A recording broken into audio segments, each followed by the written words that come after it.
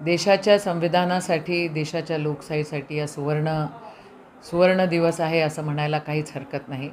जे लोक अरेरावी, हिटलरशाही, दादागिरी ह्या सगळ्या गोष्टी करत होते, त्यांना समाजाने, जनतेने आम आदमी की ताकद ज्याला म्हणतात, त्या ताकदीने जरा थोबाडीत दिलेली आहे. ही वस्तुस्थिती आहे.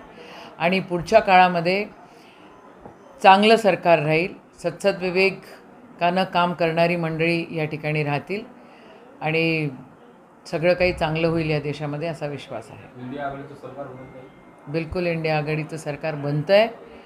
चंद्रबाबू नायडू असो, नितीश कुमारजी असो, सगळेजण एकत्र येत आहेत आणि सगळ्यांना संविधान व्यवस्थित सुरक्षित ठेवायचं आहे आणि संविधानाचे रक्षक आता या देशावर राज्य करतील हितून पुढे जाती धर्माचे तंटे करण्याचा जो काही मानस काही मंडळी करतात ते अजिबात करू शकणार नाही याचा विश्वास आम्हाला आहे.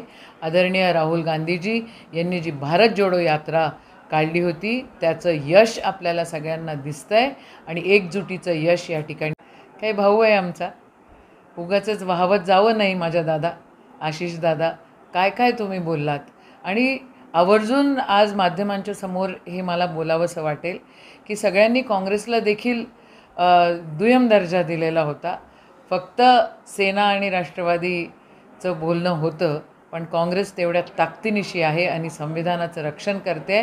महाविकास आघाडी म्हणून आम्ही सगळेजण सोबत आहोत.